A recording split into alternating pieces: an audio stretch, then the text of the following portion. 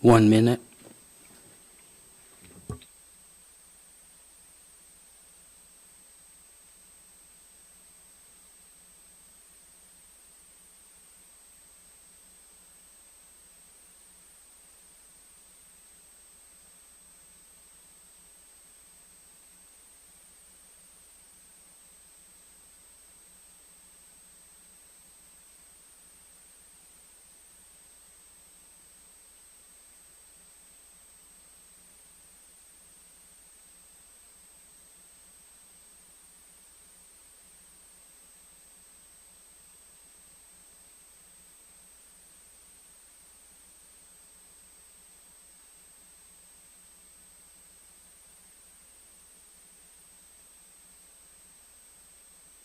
At this time, I'd like to call to order the Kodiak Island Borough Assembly regular meeting of Thursday, February 1st, 2024 at 6:30 p.m. in the Assembly Chambers.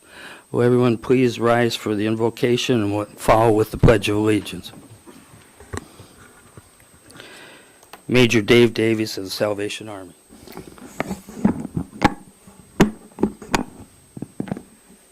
Thank you, Mr. Mayor.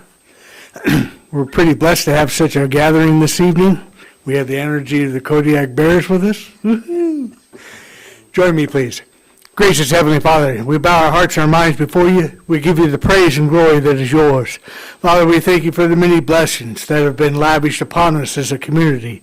Even now, we lift up our mayor, our assembly members and staff, and we give you the praise and glory as they use their time and talents to help benefit the whole Kodiak Island Borough. There are many challenges and changes. They are developing strategies to overcome those changes. Father, we thank you. We ask your continued blessing. In Jesus' sacred name, we pray, amen. Amen. I pledge allegiance to the flag of the United States of America and to the republic for which it stands, one nation, under God, indivisible, with liberty and justice for all.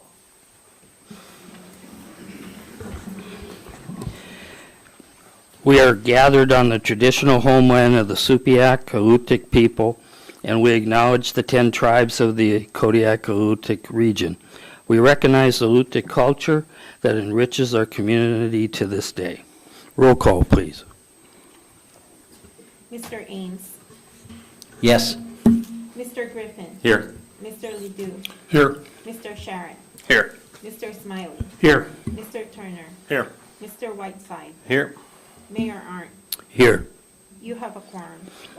Next is approval of the agenda and consent agenda. Move Scott? to approve the agenda and consent agenda. Second. It's been moved and seconded. Any discussion? All those in favor say aye. Aye. Opposed, same sign. Motion carries unanimously. For the public's information, the consent agenda consists of approval of the minutes of the January 18th, 2024 meeting. Next item is citizens' comments. This is agenda items not scheduled for public hearing and general comments. The local phone number is 907-486-3231. The toll-free number is 855-492-9202. And please sign in and state your name for the record. Turn on the microphone before speaking. Address all remarks to the assembly as a body and not to any member thereof. If calling in, turn off any listening devices to prevent feedback. Okay. Is there someone on? Okay, take the phone. We're now answering a call from the queue. Thank you for calling the assembly. Please state your name for the record. Lillian Wortham. Could you repeat that, please? Lillian Wortham. Okay, Lillian, go ahead. Hello, my name is Lillian Wortham, and I am a senior at Kodiak High School. My family just moved here over the summer from a small village up north. We moved here because of the great things Kodiak has to offer, from a good hospital, more recreational activities, and a great school that has a good reputation from people I know who moved here before me. Word of mouth is worth a lot in Alaska, as you well know, since everyone has just a few degrees of separation. Having a good reputation is what will cause Kodiak to grow in size and quality, to keep bringing great people here to open businesses and or provide medical care, and to have the kids that grow up and love this place to not leave. Having a bad reputation can mean a doctor or nurse chooses another home in Alaska. It could mean the movie theater shuts down because not enough people live in Kodiak to keep it open. It can mean our teachers leave. We are plagued with more problems, like my old home, where nearly half of the teachers left every year due to workload, burnout, and loneliness. If you think that doesn't affect the quality of education for all of the students, I can promise you it does. I graduate this year. In my 1 year here, I participated in my second play, did a multi-grade concert for the band in class, which my teacher spent time to help me improve during lunch, and took a game design class. All of these opportunities were not available in the village I used to live in, and I'm so glad I got to experience them before I graduated. My little sister is in middle school, and I wonder if such opportunities will be available to her. I wonder if this assembly is going to do its part to keep these programs, reduce teacher workload, and fund our school. Or is this assembly going to contribute to the brain drain and dereliction of our community? Because let's be honest here, nothing in life is free. That's what grown-ups have told me my whole life, what you have probably told your own children. Yet here you sit, waiting for the state alone to fix this budget crisis facing our schools, waiting for the state to fix your problems when you also have the money to allocate to our schools, and when we have a community willing to pay to keep our schools' programs from failing. Thank you. Thank you. Anyone wishing to come forward, please do so at this time and sign in.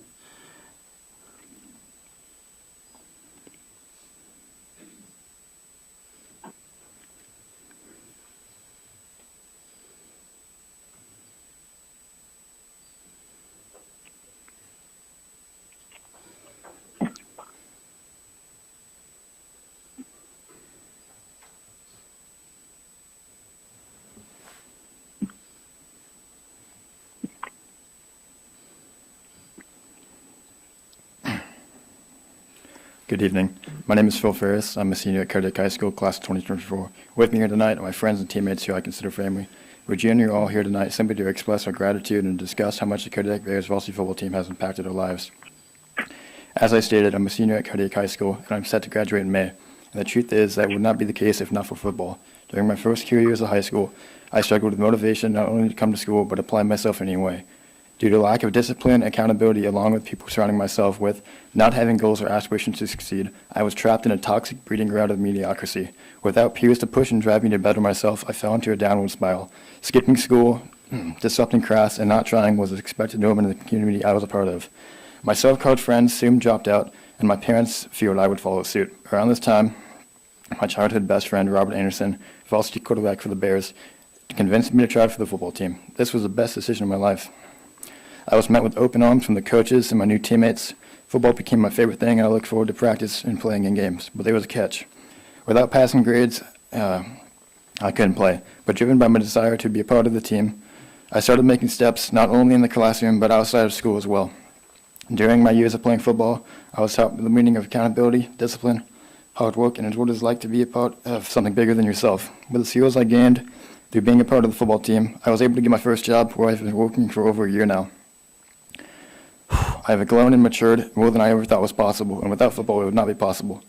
This year, through a credit recovery program offered at high school, I was able to correct my mistakes and make up for the credits I needed for graduation, something I did not believe was possible. I will forever attribute my success to the lessons I learned on that field, motivation I see from my coaches and teammates, and positive support, and the positive and supportive community that is the Kodiak Bears football team. It has made me the man I am today, and I will always be thankful for such a valuable resource that was available to me. That is a little bit of my story, and I'm 100% sure there has been countless lives changed, not only in Kodiak, but across the country due to high school sports.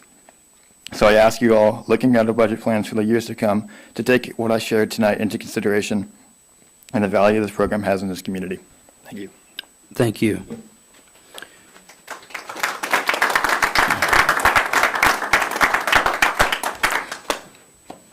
Anyone else wishing to speak, please come forward.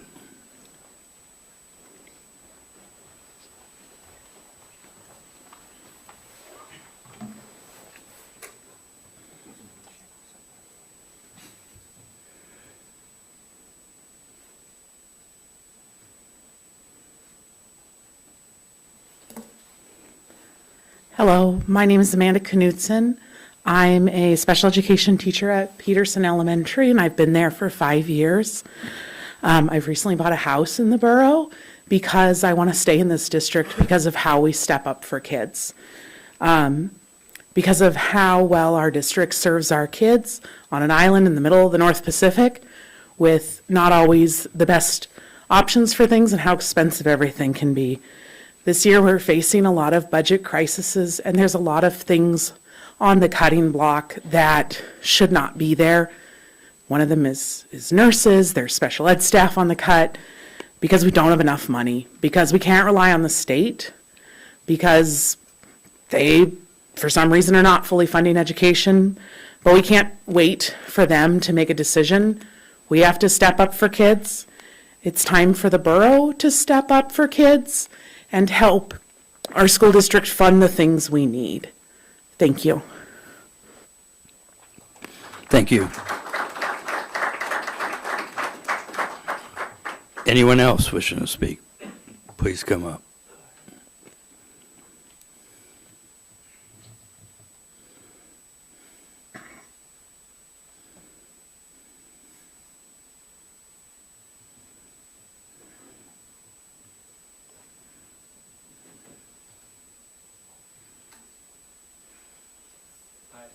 My name is Young Kylie. Good evening. Yeah. Oh, there we go. Okay. There you go. Today I stand before you as a concerned resident, deeply invested in the well-being and education of our youth. I believe it's crucial for us to reflect on the impact of financial decisions made by adults in our community and their impact on the younger generation. Our youth represent the future of our borough, and their education, I believe, should not be compromised due to the budgetary constraints made by the decisions of adults. I'd like to propose a thoughtful consideration of our funding allocation, specifically exploring the idea of placing limitations on the money given to the school district. I don't fully understand how they allocate the money that you give to them, but is there any chance that we could explore the possibility of earmarking funds for positions that directly work with students on a daily basis? So the money that's given to the district, okay, you can use this money, but this money has to be specifically for positions that directly impact students, so that the decisions that we make impact them less. By doing so, we can ensure that our resources are optimally utilized for the benefit of our students. Thank you. Would you state your name again? Young Kylie. Young, thank you.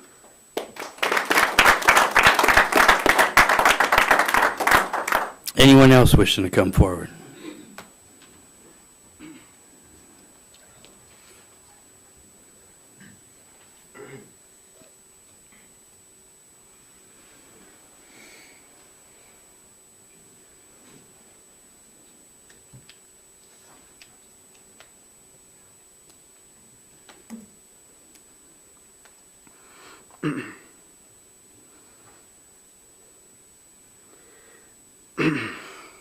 Hello, my name is Wade Knoll, a Kodiak High School senior and a Kodiak football team player.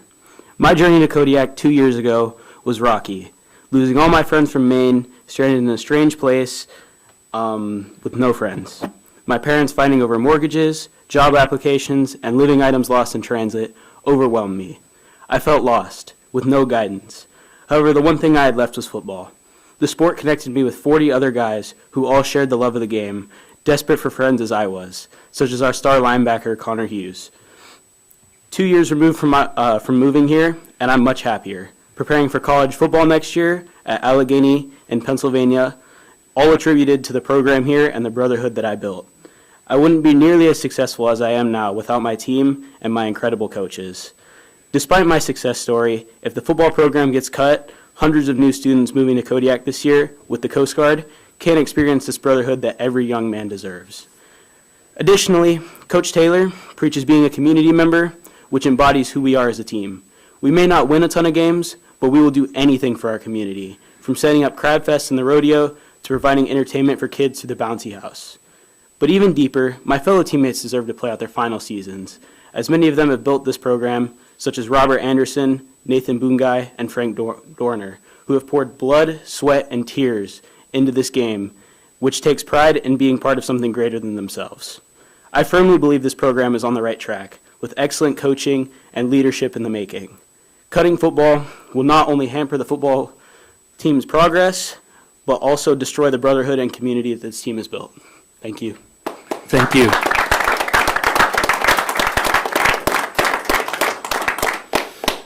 Anyone else? Please come forward at this time.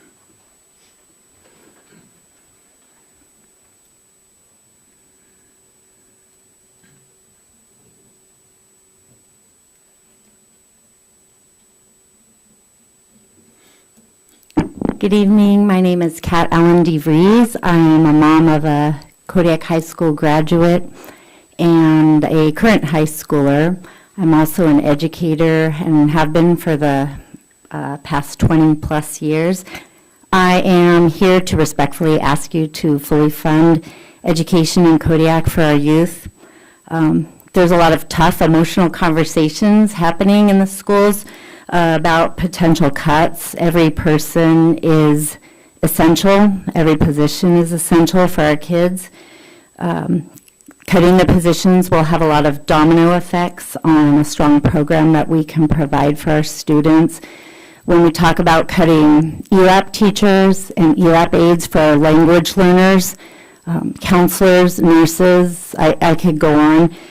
What we mean is that these students will not have equitable access to their learning that their peers have or that kids across the country have. That's not okay with me. Kodiak's our home. These are our kids, and we need to do better. Thank you. Thank you.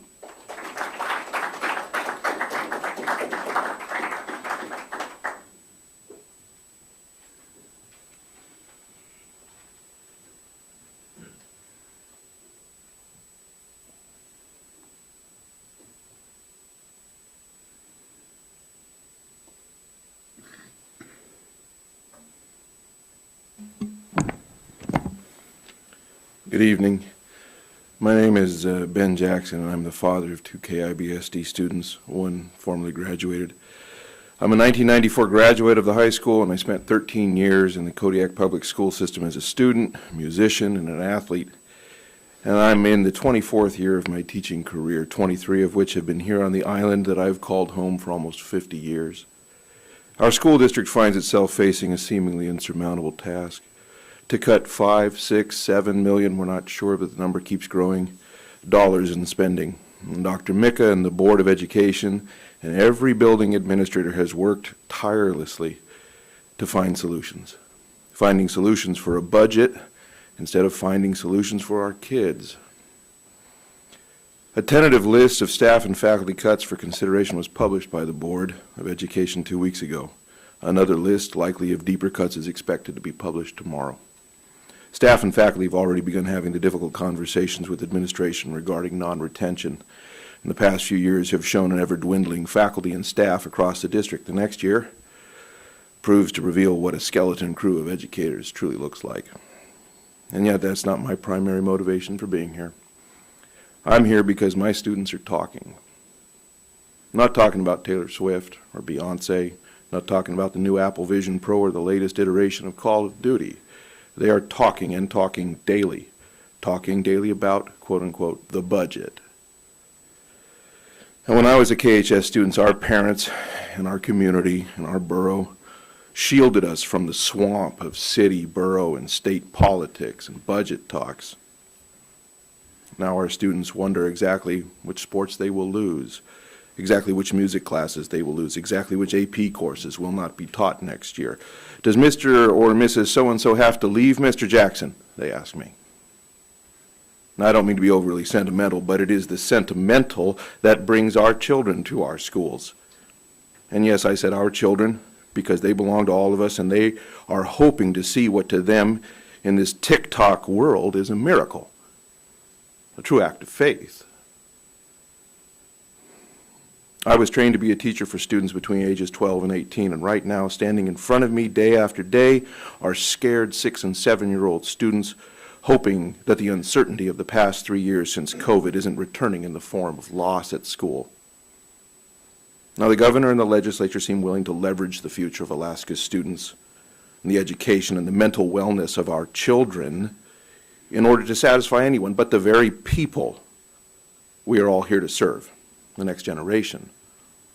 I'm here to ask you to listen to the pleas, silent and unspoken, that we all act in a method commensurate with our charge, to do what our state legislature is unwilling to do with fidelity and honor, and to fund our schools to the cap. If ever there was a time to do this, it's now. If we find our faith in Alaska legislature shaken, let us not lose our faith in our schools and our students. Let us not disappear when our kids need us the most. Let us act with faith in their education, faith in their future, and faith in them. Thank you, Ben. Thank you.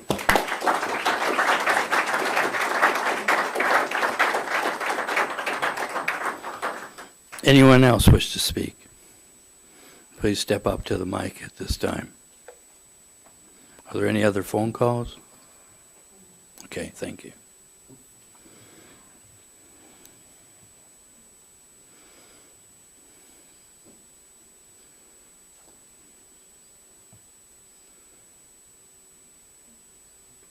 Good evening. My name is Lindsay Lynn. Go, see if the mic is on. It'll come up green. Good evening. My name is Lindsay Glenn. I come to you as a parent. I have 2 daughters in our school system here. My middle schooler thrives in the GT program. She finds challenge, she finds reward, she finds excitement for coming to school. My high schooler is a great kid and needs a lot of supports in one way or the other. These supports are in the form of counselors and nurses, in a hall monitor, we don't have hall monitors, I'm sorry, those were cut a while ago, but in other staff that have a sympathetic and a kind ear to help her through her day. There was a rally in Anchorage a few weeks ago, and there was many of our legislators there that were talking about the need to fund education. We have been underfunding education for so long in our state that we're seeing that resulted in our workforce. We Alaskans are not having the educations that they need to be able to contribute to the workforce, to be able to have a quality of life that they deserve. As mentioned before, our school board and our superintendent presented a very terrifying plan if things stay as they are. And that is, the status quo won't cut it. When we lose those people, it's going to affect our kids. I would encourage the borough to do the same, similar that the school district has done, in the spirit of leaving no stone unturned. Take a look at our finances, take a look at the budget, and see where there can be efficiencies, because we can't do this for the sake of our children or on the backs of our children. These cuts, like Mr. Jackson mentioned, kids are talking about it. They're wondering who they'll have next year. They're wondering what they can do. And this uncertainty is not a way to run a school. It's not a way to run a town. Our kids deserve better, and our kids deserve more. Thank you. Thank you.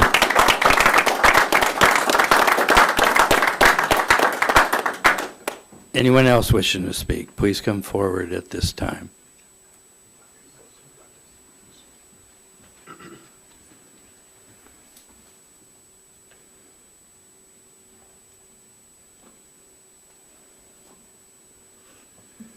Hello, my name is Serenity Bushel, and I'm a senior at Kodiak High School.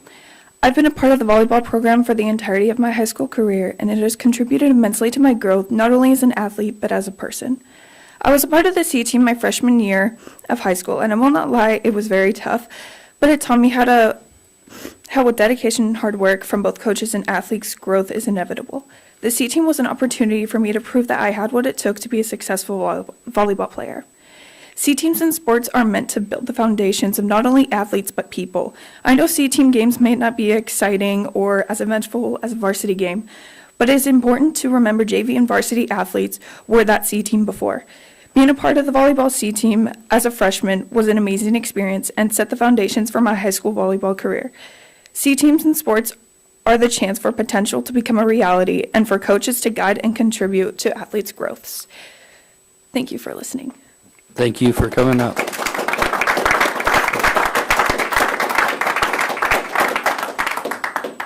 Anyone else like to speak at this time?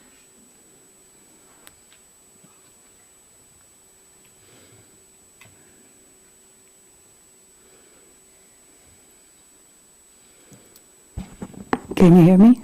Yes. My name is Judith Clayton. I'm a little bit out of breath. I was driving around downtown and happened to turn on the radio and heard the meeting going on and felt a need to be here. I am from Port Lions, and I'm here on behalf of our rural students. As we're talking about cuts and as we're looking at the different things, I'm not prepared to really go into depth, but I will become more aware of it. All I can ask is that look to the villages. We have a lot of things that are going on out there, and I'm sure that we can help problem solve because we all need to work together. I can't think of how important, what the most valuable asset that we have are our kids, and our villages need it. We're growing in Port Lions. Our community is growing. We're looking at things very differently, and we are here to support our kids, and I'm here on behalf of our rural schools. Thank you. Thank you. Thank you.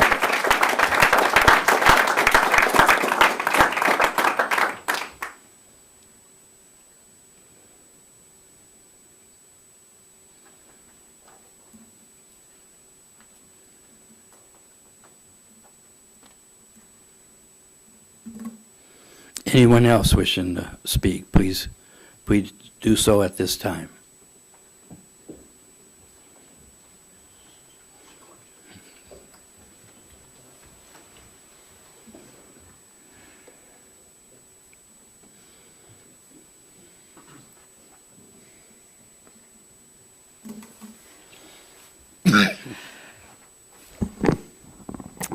Hello, my name is Molly Miller, and I am here both as a representative from the Kodiak Arts Council and as a concerned citizen. For those of you who do not know, the Kodiak Arts Council is housed within the Gerald C. Wilson Auditorium located next to the high school. And I am here to also urge you, join the chorus of voices here, to please fund our schools. The proposed budget cuts will directly affect my organization in the form of no more community schools member and affecting the auditorium technical director, but they also affect the children that come to our programs and participate in our summer arts programs, participate in our community theater programs. And despite the fact that I don't have children, I do think children are so important. They're the basis of our community, and we cannot look to the legislature to save us in this situation, and we really need the borough to step forward and fully fund education so that we're not making these arbitrary decisions of which thing is more important. As you can hear from these people speaking about the importance of sports, the people speaking about the importance of nurses and the music program and just classes and counselors, all of these things are important. All of these are essential aspects of education, and we need that for our children to thrive. So I can keep it short and just ask you to please fully fund the KIBSD because they need your help and support. Thank you. Thank you, Molly.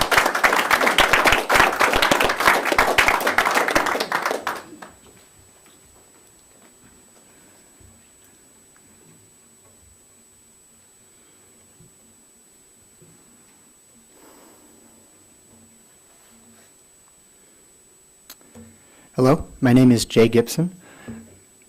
I'm the orchestra teacher at the middle school and the high school here. I'm speaking to you in favor of contributing the local maximum to the school district. First, I'd like to say that I really like low taxes. It's one of the reasons I'm in Alaska. I like low taxes, low renter's tax, low mill rates. These are all very nice things. And I also understand that public institutions have a great duty of care to spend public dollars wisely. For that reason, I'm very appreciative of those borough members who have run on a platform of fiscal responsibility. I also appreciate the difficulty of our situation in relationship to the state funding, where the state will fund what it might, the borough will fund what it can, and responsibility is not exactly clear. So for those reasons, it makes sense for us as a borough to be careful in what we contribute and to really save our dollars for times of great need. I believe this is a great time of great need, as the school district is facing a triple threat of expiring COVID funding, stagnant state funding, and recent inflation, which is starting to come back and hit us in, for example, needed salary raises in order to retain our workforce. So in other years, maybe there's a long-term plan by which we shift some responsibility to the state. We start to create a more sustainable plan other than just knee-jerk local limit contribution, as some localities probably do. But this is not that year. This is the year to recognize that there is an exceptional need that did not exist last year or the year before or the year before.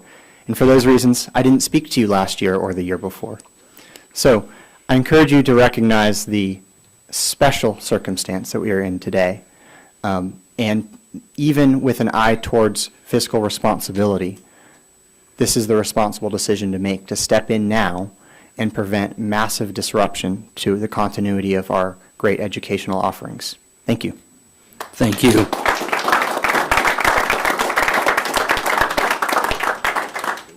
Anyone else wish to speak? Please do it this time, or there's citizens' comments at the end of the meeting also.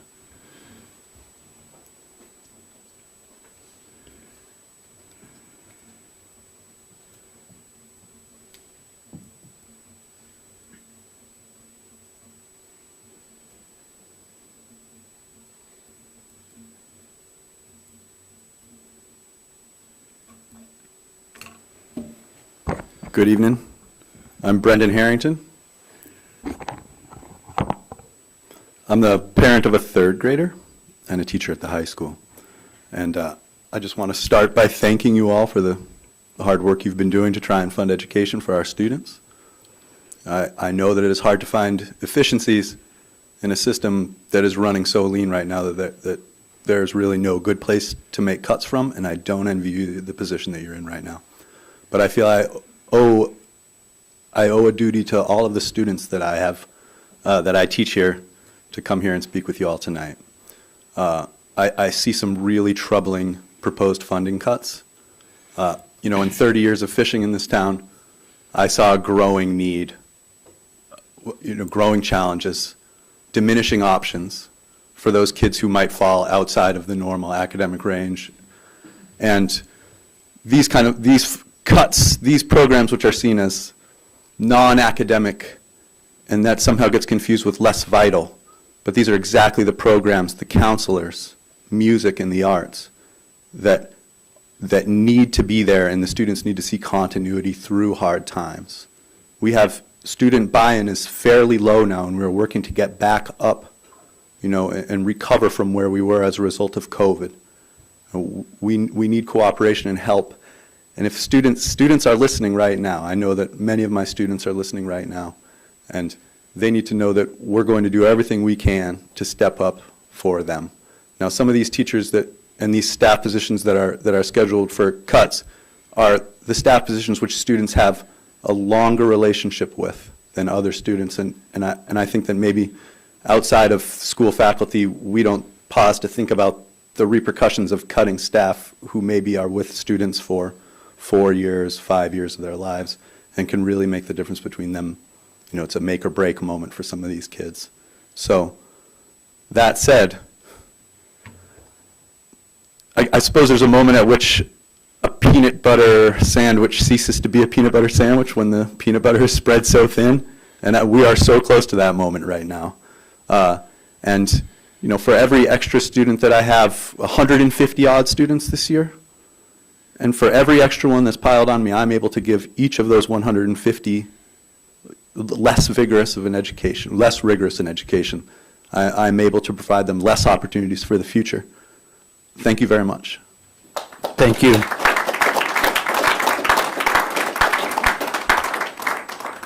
Anyone else wishing to speak? Please do at this time. We're going to go ahead and move on the agenda here. Next item is committee reports, and I asked the Building building official, Ted Hansen, to come speak to us tonight in regards to the Joint Code Review Committee.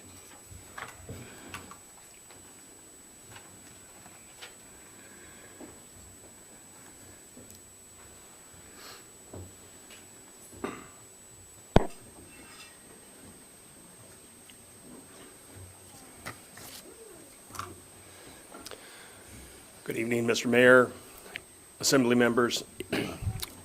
Is the mic on? Yeah, it is. Okay. I was asked to come and talk to you about the Joint Building Code Committee and meetings that we've had.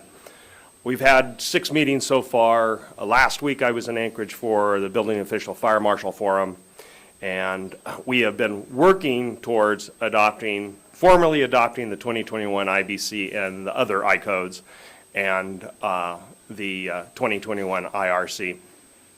But the State Fire Marshal's office during the meeting gave us a quick change and said they were going to jump on the adoption of the 2024. So when I returned with our last meeting on Tuesday, I suggested to the committee members that we postpone our meetings until this fall. That's when the state says that they should be wrapping up the adoption of the 2024 codes, and then we would follow suit 60 days later and begin working on the new codes. But that's where we are with code adoption, is kind of a little bit in limbo. The committee did vote to postpone. Any questions about the codes? Scott? So many departments in the state are understaffed. Do you have faith that this is going to be done by the fall? I would have told you that 3 years ago, the answer would have been absolutely not, no way. But it surprised us. We waited, I think it was 4 years that the Fire Marshal's office told us that they were going to adopt the 2018. I learned that there was a elected official that actually held the process up because they wanted to have an additional third-party review beyond what they normally do through legal and the public review and the Fire Marshal's review, and that's why the 2018 didn't happen. But the 2021, they told us when we were back on the 2012 that they were going to jump on the 2021, and it actually happened in a very expedient manner. So I believe that that's what's going to happen. They're pretty adamant about it. Thank you. Any other questions? Basically, I asked them to be here just to kind of inform the assembly because it's a little change in the direction. We're required, typically, the state requires that we adopt the codes once they've approved them. And so by the time we got done with the process for the 2021, we were going to have to turn around and do the 2024. So we decided to wait. Larry? Just so I understand, and the mayor said we're required.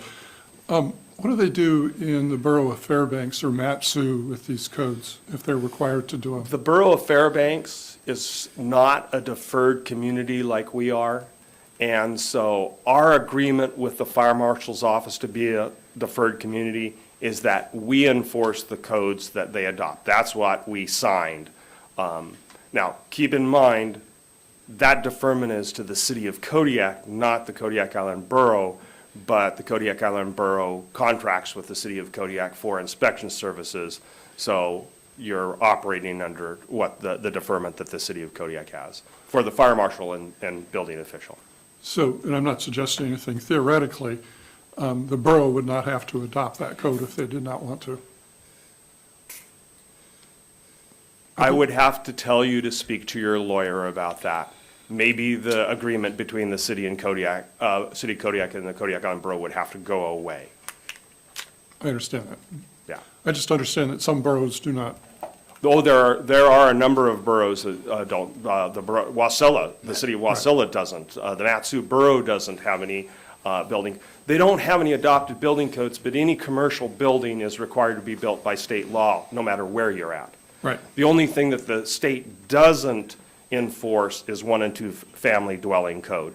And so that's adopted by local municipalities, which we typically follow suit. If we adopt the international building code for commercial buildings, then we follow suit and adopt the international residential code for 1 and 2 family dwellings. Thanks, Ted. Okay. Any other questions? Thank you, Ted. All right. Appreciate it. Have a good evening. Next item is public hearings. Larry? Are we in committee reports yet? You got one? Oh, yeah? Okay, go ahead. I attended the Parks and Rec committee, and I just think it was a great meeting. Instead of meeting 4 times a year, they've decided to meet once a month as much as they can to move forward on to review the 1981 Comprehensive Parks and Rec Plan. I think it's important to note, too, is during the discussion that if we're going to develop a master trail plan, it's going to cost money. And if you go to Anchorage, Fairbanks, or really a lot of towns our size, they have extensive trail systems, and we don't. We have ones that were developed, and I'm talking about roadside walking trails, and for Kodiak to move in that direction, they're going to need help to develop a comprehensive plan for that, because if we go to the federal government, probably not the state with the financial, to seek the money to develop trail systems, walking trails, if you will, we're going to need federal dollars, and we're going to need a comprehensive plan that is ready to go when we need it. And the Parks and Rec Committee won't have that capability. And to put all of the engineering and the development necessary to turn out a plan to the feds, we're going to probably have to spend some Parks and Rec money to contract that out so that we actually have a plan. And I say this because this trail plan has been on the books for years and years, and the borough doesn't have the money, at least at this point, to do it. The state is not, they were the ones that funded these trails all over the state, and they're not doing that anymore. So the federal government is important, and if we're going to develop partnerships, perhaps with native corporations and different sources of money, we need a plan. And so I'm hoping that as they start meeting and they start working with the community, that will dedicate, I think we have about $75,000 dedicated to Parks and Rec, that will contract out some planning so that we can actually move forward, so we can get this done. The other thing I would say is that there was good discussion about some projects that can be worked on right away that would improve the quality of life, because that's what the Parks and Rec is all about, parks and recreation. And I think as the group moves forward, they'll be looking at some where we are, where we want to go, and what we need to do to get there. So it was a really good meeting. I think that there's great people on the committee, and I'm sort of excited about that, because I think as we start really dealing with budget issues, some of the quality of life issues, like our parks and recreation activities for our community, can get slashed too, and it affects the quality of life. And so I'm really pleased that this committee is operating again after a number of years. Thank you. Ryan. Thank you, Mr. Mayor. I was appointed and attended the Architectural Review Board in January. We discussed several projects, including the Providence and Kodiak Middle School elevator upgrade. We also discussed the Providence Sterilizer Project and the Kodiak Fisheries Research Center seawater disinfection upgrades. We did receive a presentation during a work session from the Facilities and Engineering Director, Mr. Conrad. A couple things that I want to highlight is Mr. Yasha Zabitnov was elected the ARB chair. I've also handed in a yellow sheet for some minor code changes, so look forward to that coming. And the next ARB meeting is being scheduled sometime around mid-February. Thank you, Mr. Mayor. Thank you. Any other committee reports? Amy. Thank you, Mr. Mayor. Last week I attended the Prince William Sound Regional Citizens Advisory Council. On Wednesday was our long-range planning. If we want to see an organization that has long-range planning and strategic planning down, it is this organization. They have a $4 million budget, and they just direct it towards the most beautiful studies ever done.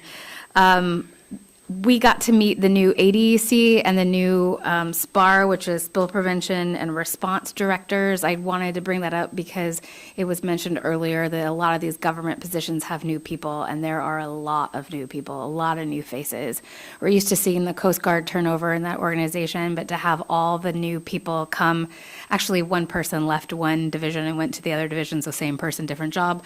But getting to build those relationships, and it's really nice for here because I talk to them about a lot of the rocket launch issues too when we have fuel spills, and so building those relationships, so that's good.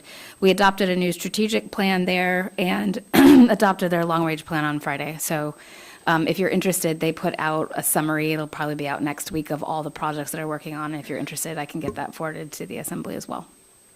Thank you, Amy. Anyone else with a committee report? Seeing none, we'll move on to public hearings. We have State of Alaska Alcohol and Marijuana Control Office liquor license transfer of ownership from the Liquor Cabinet Incorporated to Back Bay LLC, doing business as Liquor Cabinet / Cost Savers, number 4044. Scott? Move to voice non-protest to the State of Alaska Alcohol and Marijuana Control Office for a liquor license transfer of ownership from the Liquor Cabinet INC to Back Bay LLC, doing business as Liquor Cabinet / Cost Savers, located at 2161 Mill Bay Road, for license number 4044. Second. It's been moved and seconded. Staff report, Nova? Thank you, Mr. Mayor. The application is for a liquor license regular transfer of ownership from the Liquor Cabinet to Back Bay LLC. We have followed the procedures stated in code, which includes checking with the department directors, checking on taxes, and also sending out public hearing notices to 120 landowners within 1,500 feet radius of the location. We have received none back. So, and also we recommend non-objection to this transfer. The city of Kodiak has also voiced non-objection. Thank you. I'd be happy to answer any questions you may have. Any questions of staff? Okay, with that, I'll go ahead and recess the regular meeting and open the public hearing. And the local phone number is 907-486-3231. The toll-free number is 855-492-9202. And I ask speakers to sign in and state your name for the record, turn on the microphone before speaking, address all remarks to the assembly as a body and not to any member thereof. If calling in, turn off any listening devices to prevent feedback. Anyone wish to come forward to speak on this liquor license transfer? No phone calls. I'll go ahead and close the public hearing. Assembly discussion. Any discussion? Roll call vote, please. Mr. Ames, Yes. Mr. Griffin, Yes. Mr. Ledoux, Yes. Mr. Sharrett, Yes. Mr. Smiley, Yes. Mr. Turner, Yes. Mr. Whiteside. Yes. Would anyone like to change their vote? Motion passes, 7 yes, 0 no. Thank you. Next item is the Borough Manager's report. Amy? Thank you, Mr. Mayor. Good evening, Mayor and Assembly. We'd like to welcome our new payroll technician that started today. Her name is Nikita Medina. And what's significant about this is the borough is starting to adopt some alternate work policies. We have some flex schedules going, and this newest employee is going to be working 30 hours a week instead of 40. So we're trying to get some alternate employment going, and it's working very well for filling our open positions. This morning, I spoke with the superintendent about the budget process and what we have to look forward to as we get ready for our meeting with them. We also talked about some of the stuff that was showing up on social media. KIBSD hopes to have a draft budget ready to share with us, which is something that we don't normally get as we're going into that joint meeting, but she thinks she'll have that ready for us to have in our hands when we go to our joint work session. That joint work session with KIBSD is scheduled for March 5th. We'll be meeting in the KIBSD conference room at 6:30. And the week before that, on February 28th, is our joint work session with the city of Kodiak, and that will be at the Kodiak Public Library also at 6:30. executive orders from Governor Dunleavy dropped. There were a lot, but one immediately flagged my attention. The governor is proposing that he has full control of appointing membership to the Alaska Marine Highway Operations Board starting July 1st of this year, which means he can take off or put on anyone onto that 9-person board, regardless of the term that they may or may not have. So I just sent a quick email out to Representative Stutes and Senator Stevens and said, and they wrote back immediately and said that they were on it. Senator Stevens was already quoted in the Juneau Empire about it, voicing his concern, and Representative Stutes said that the coastal communities are well aware of that and they're trying to block it as soon as possible.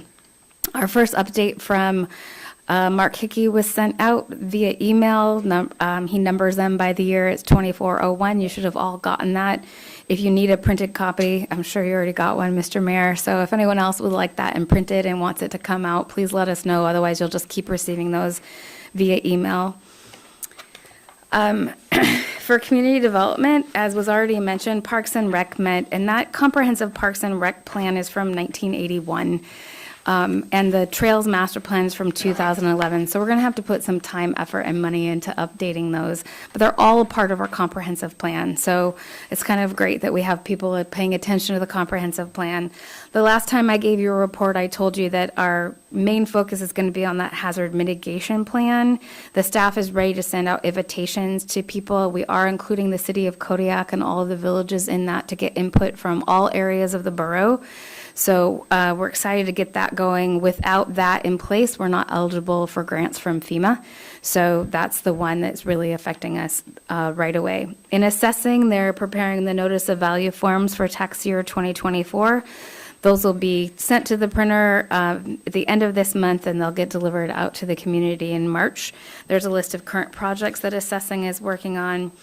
And assessing is still looking for an appraisal clerk. So if anyone is out there job hunting, that's listed on the website. As usual, there is a long list of stuff. That list does change, I swear. It looks the same, but it is getting updated every week. Fred does a great job in keeping us up to date with what he is doing. In finance, we are just about to print our 4-week newspaper publication of the foreclosure list. And I already mentioned that the payroll technician started today. There's now just one opening in finance, and that's for a general accountant position. So again, I'm going to keep saying it. Please apply for these jobs. We need you. But it's just really nice to have new voices and have sound in that hallway. It's been quiet for way too long. In engineering facilities, there's a couple of things I want to point out. The hospital, as Ryan mentioned, the elevator upgrade projects have gone through the ARB and they've weighed in, so those are being arranged. This week, we had an issue with smoke dampeners, and you're probably wondering, how can that be? We just fixed all the smoke dampeners. Well, we didn't. There were several that they didn't find or didn't locate, and when they failed, it happened to be attached to the ORs. So the ORs went down. Staff worked tirelessly. The hospital staff worked tirelessly. They flew someone over from Anchorage to get those fixed, so the ORs are back up and running. But it alerted us to what we didn't know, and so now we're going to go ahead and work with them and get those fixed. At the landfill, I told you the horrible story of our new excavator being beat up on its trip over. It's on its way home, a new excavator, and a brand new, not that one, a brand new excavator is supposed to be here by February 6th. So just a few days. So they sent that right away. So we're excited to get that here. Staff is going to go and inspect that while it's still on the barge before we accept shipment. Staff in ENF is working with the Denali Commission, working with a joint grant with CANA for the removal of hazardous materials from rural communities. That's been an ongoing project where they have been very cooperative, and Denali has been really cooperative, so that's going really well.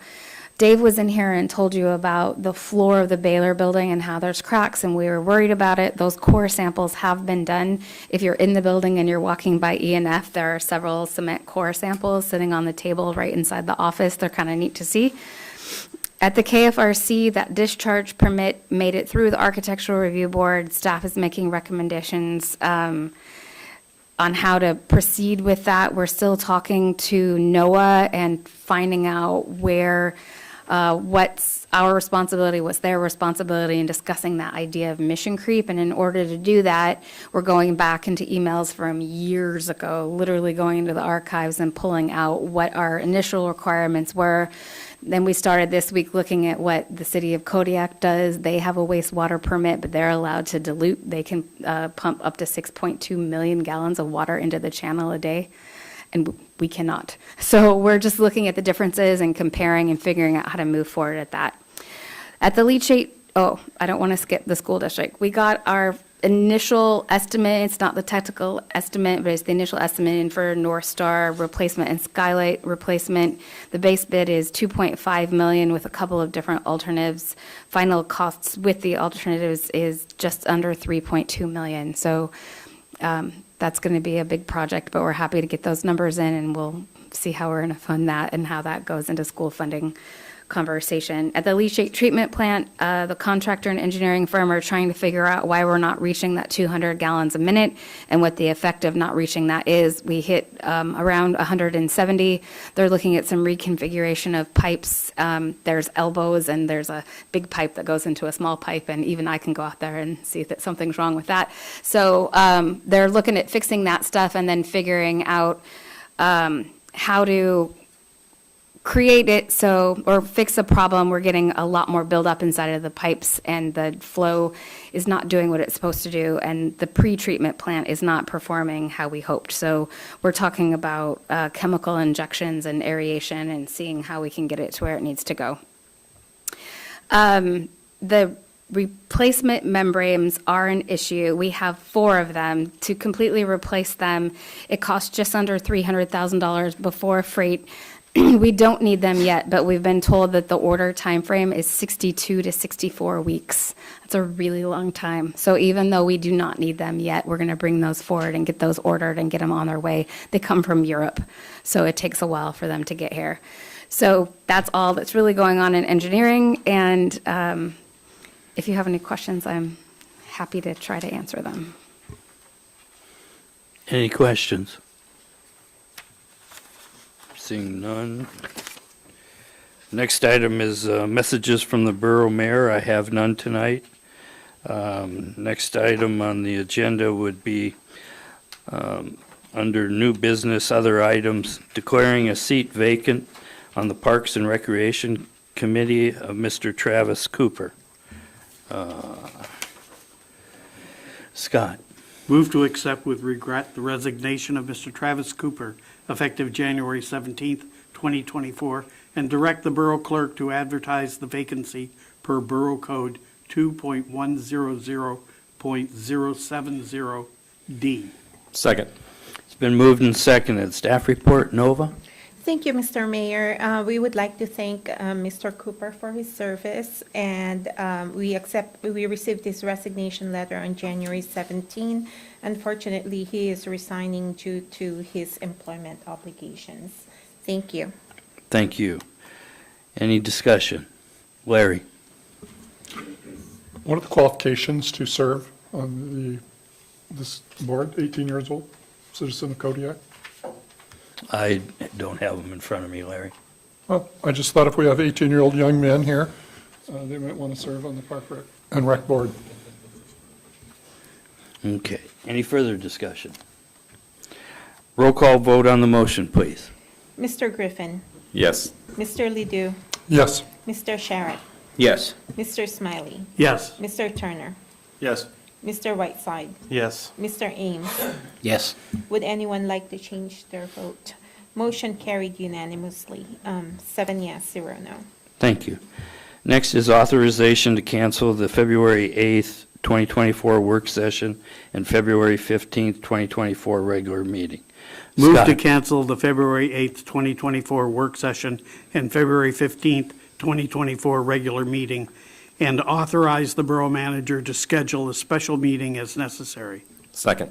It's been moved and seconded. Staff report, Nova? Thank you, Mr. Mayor and members of the Assembly. The Assembly adopted resolution number FY 2024-08 on October 5th, 2023, 3, approving the Assembly meeting calendar for the year 2024. Section 2 of that resolution allows the Assembly to cancel meetings by motion. Thank you. Thank you. Assembly discussion? James? So when we were setting the calendar for this year, there was a lot of objection about changing some of the dates or not having meetings on certain days when we knew that people were going to be out of town, or we knew that there was a lot of vacancy up here due to illness, family stuff, whatever, what have you. And now we're talking about canceling another meeting, another regular meeting and another work session.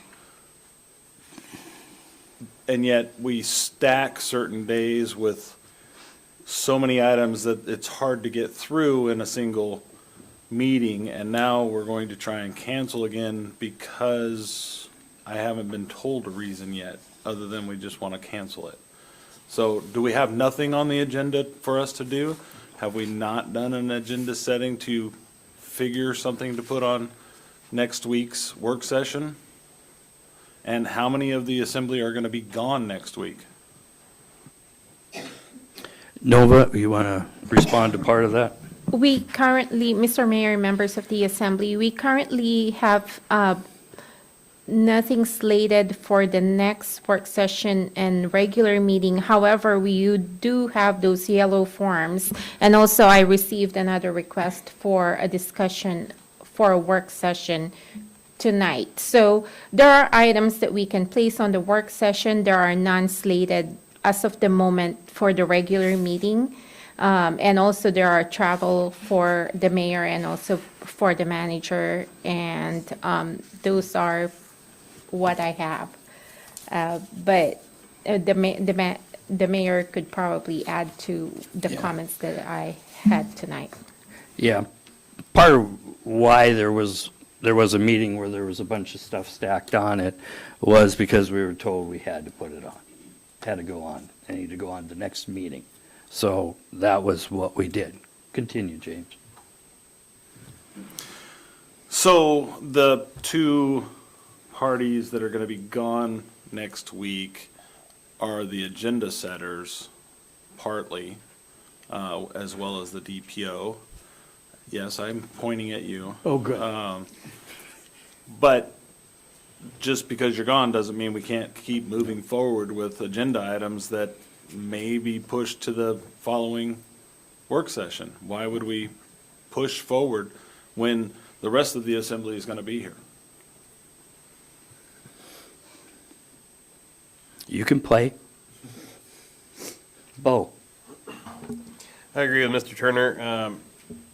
I believe there's plenty of items we can discuss. There's a lot of work that needs to get done. If we're going to have a quorum, I think we should continue with the meeting.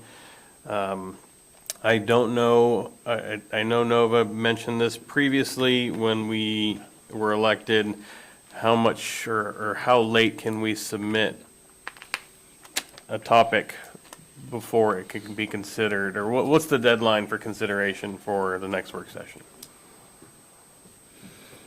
So my deadline for the next work session would be, I need all the titles by Friday, and then I need to release the packet on Tuesday by 3:30. I need to start my advertising on Friday, though, for it to be published on Wednesday. So if you decide that you would like to hold that work session and regular meeting, there's still time. Okay, so thank you, appreciate that. So I agree, Mr. Turner. I believe there's plenty of topics we can put on an agenda. I would prefer to meet and continue working. This is what we're here to do. Ryan. Thank you, Mr. Mayor. I couldn't agree more. We've got some very strong and emotional-based testimony that we've received tonight. I think that at a minimum, we owe it to those that testified to speak as long and as often as we can to find a resolve. And I agree with Mr. Turner and Mr. Whiteside that we didn't come here to take days off. So let's get to work. Thank you. Jared. If there are agenda items, we should have meetings. Let's see, is there anyone else wish to speak? Okay, Larry, you got your hand up, a little bit higher next time. There's the list, the yellow list, which is a list of items that assembly members want to talk about and haven't been scheduled, is lengthy. And this is a great time to start discussing it. And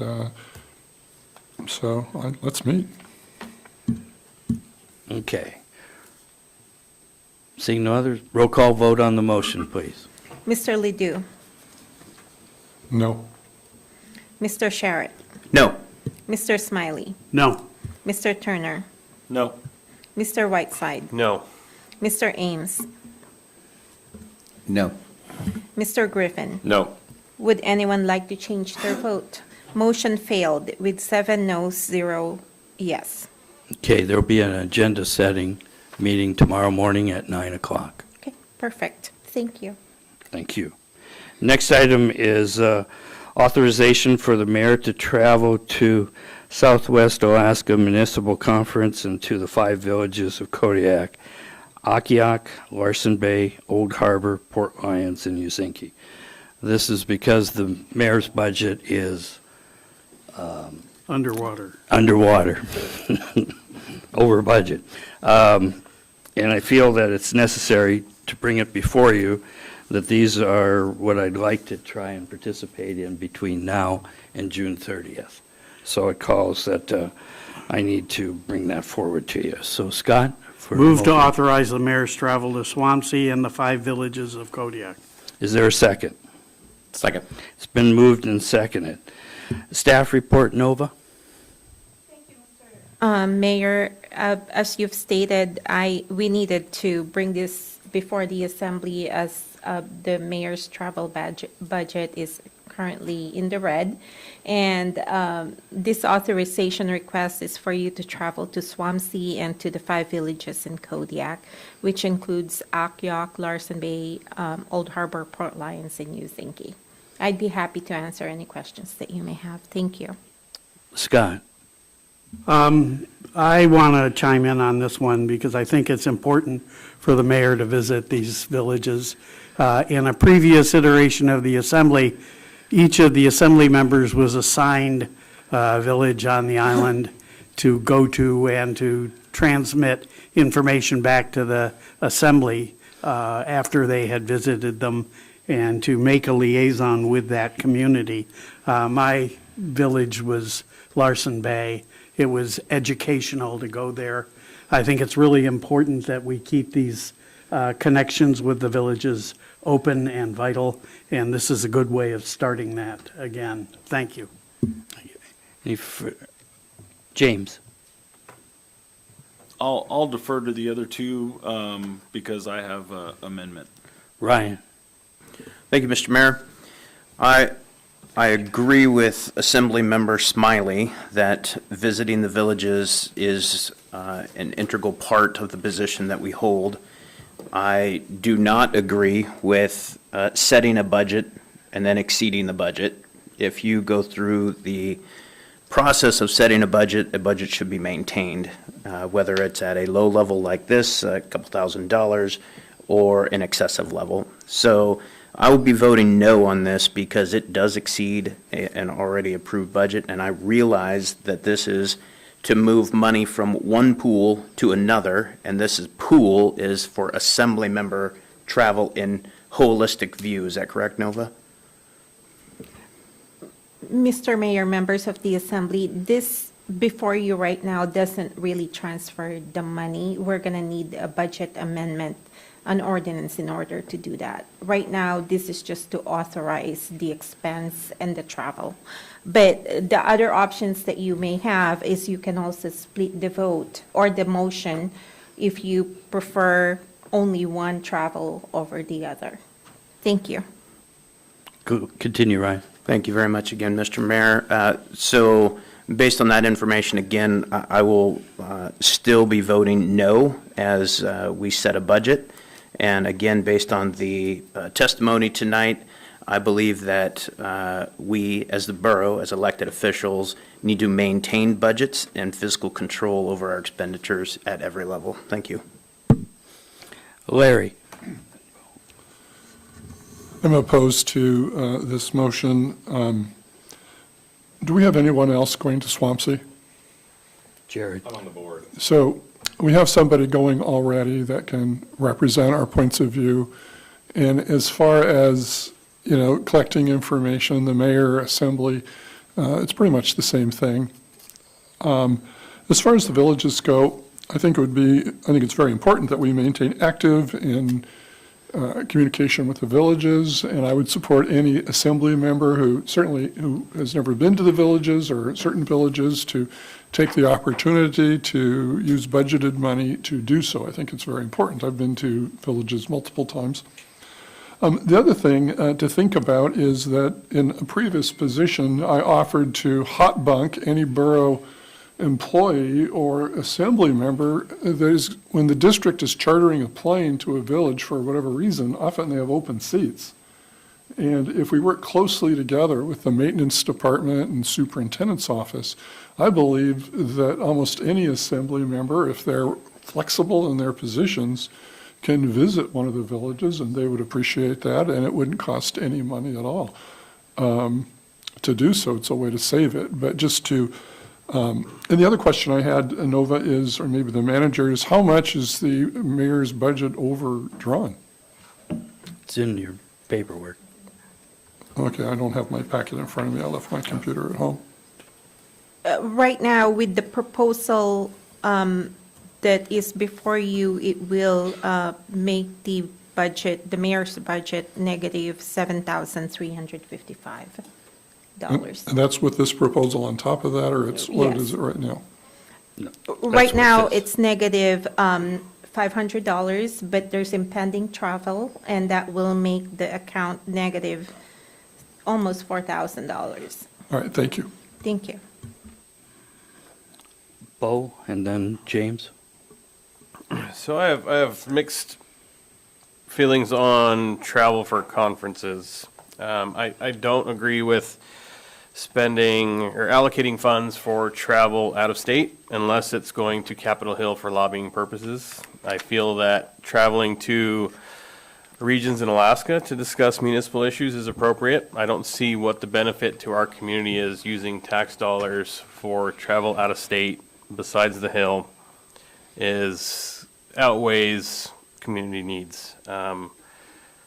I agree with, I could easily argue both sides of this request in that it is important for us to have direct connectivity to the villages. I do agree that we have adequate representation heading to Swampsea with Mr. Griffin, so I will not support this for that reason. I encourage all of us to think about this line item when we have budget discussions and what we feel is actually going to have a direct benefit to the community. I also encourage anyone traveling to have a detailed report of what they aim to achieve, a request, I should say, and a report on the back end on what they learned and how that money used for travel is going to benefit the community. So for these reasons, I don't feel this request is appropriate at this time. I'm not against the discussion for the next fiscal year, but I can't support this currently. James?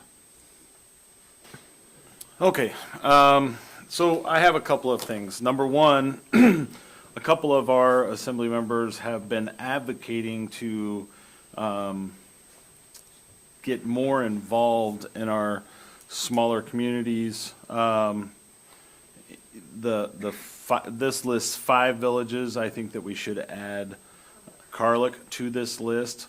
But if I'm going to make an amendment to this, I would state it as such.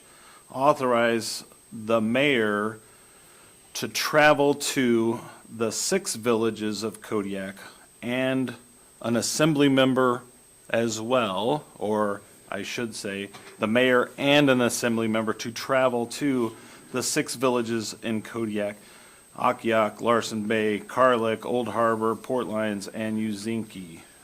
And that's how I would adjust it. But it sounds like nobody's really interested in this at all. But that is how I would make an amendment if I thought that there was going to be enough participation in this vote. I'll go ahead and comment on that. There's $19,763 in the assembly travel. So assembly travel doesn't need authorization. And the intent would be, when I was going, would be to see if there's any assembly members that wanted to go at the same time, because there's that much money available in the assembly travel. So the only one that needs any authorization to go is the mayor. I inherited a budget that was not my number that I put in there. So that's what happened. That won't be the same next year on there as we go into the budget. So Steve and then Bo. Well, I agree with James in the fact that we should include Carlick. It is a village, and we should, if we're going to go there and see their concerns of any of them, we should make sure we do it to all of them. The other question I have, when we're talking about traveling, are we talking about chartering a plane or taking a morning seat fare or an evening seat fare back? These figures were based on the seat fares, there and back. Okay.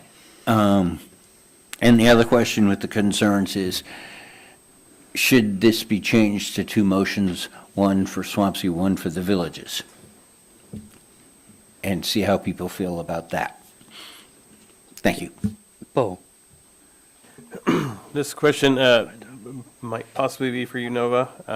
Do unspent funds, do they just carry over into the same line next fiscal year, or they just get pooled? Mr. Mayor, members of the Assembly, we start over at the new fiscal year. Thank you.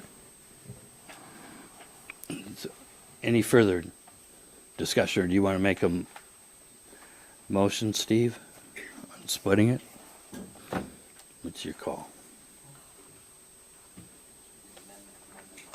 No, I haven't made an amendment yet. I said if I was to make an amendment.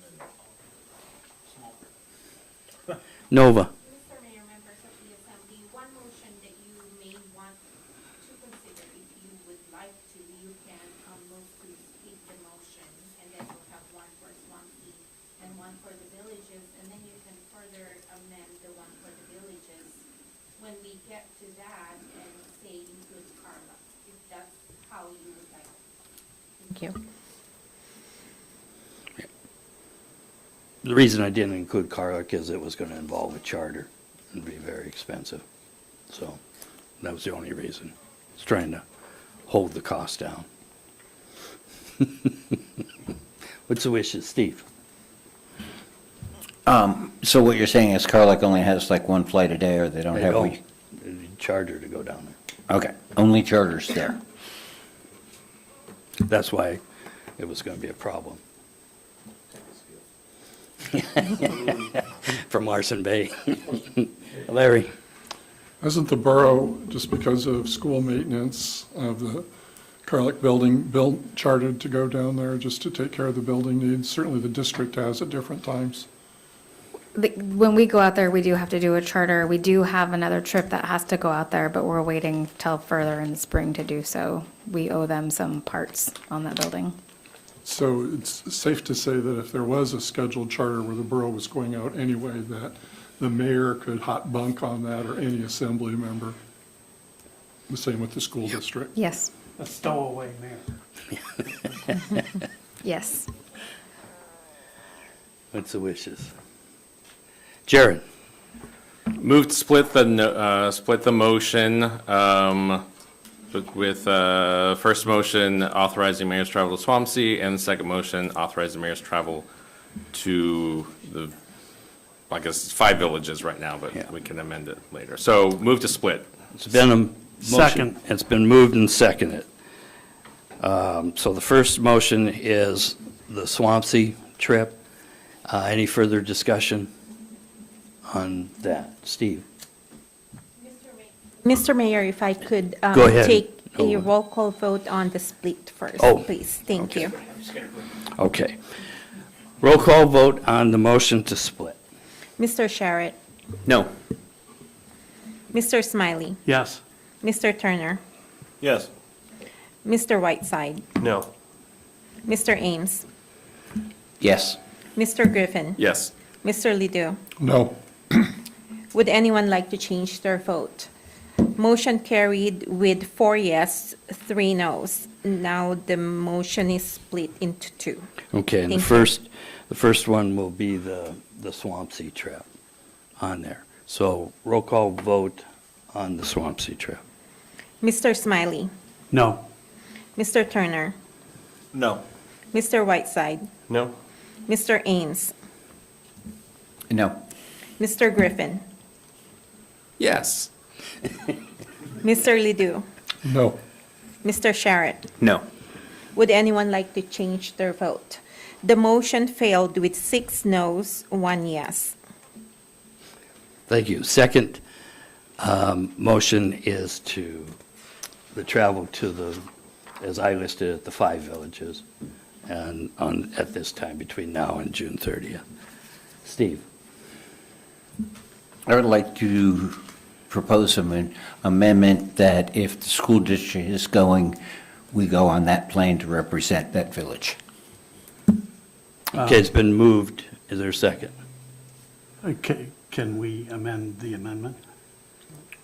Or does it have Yeah. to be adopted? This was seconded first. Just need a second.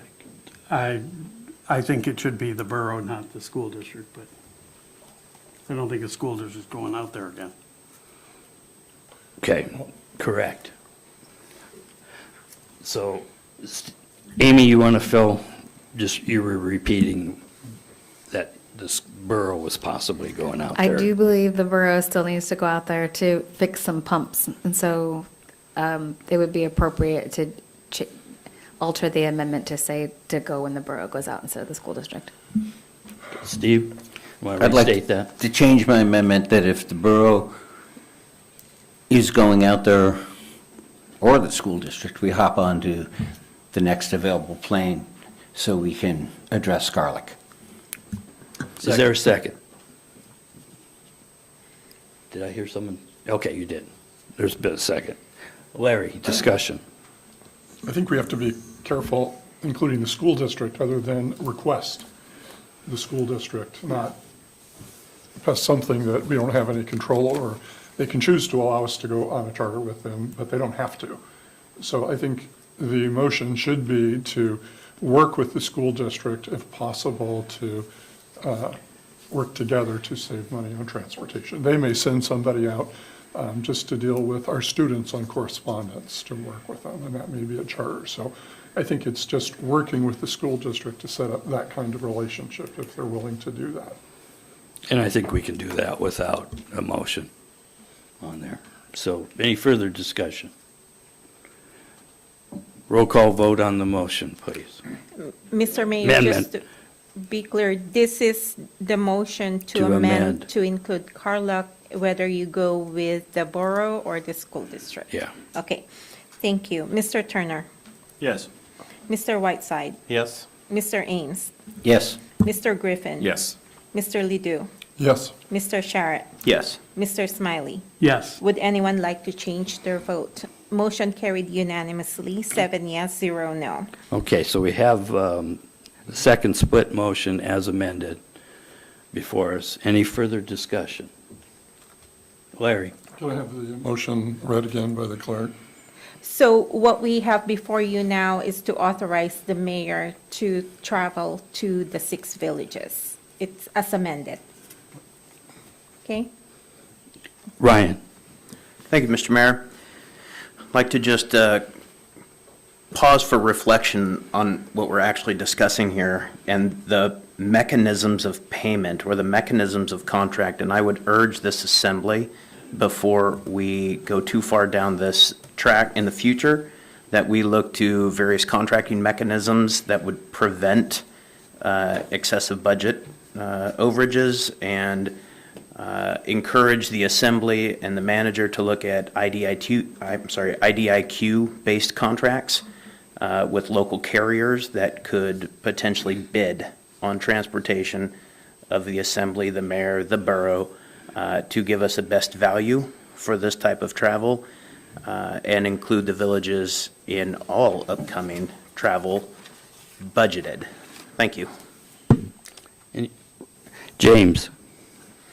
I'm going to vote yes on this, and normally I would say no, but I'm going to vote yes on this one because there are a number of assembly members that have asked us to get better connected with our villages, and I think this is a great opportunity to do that.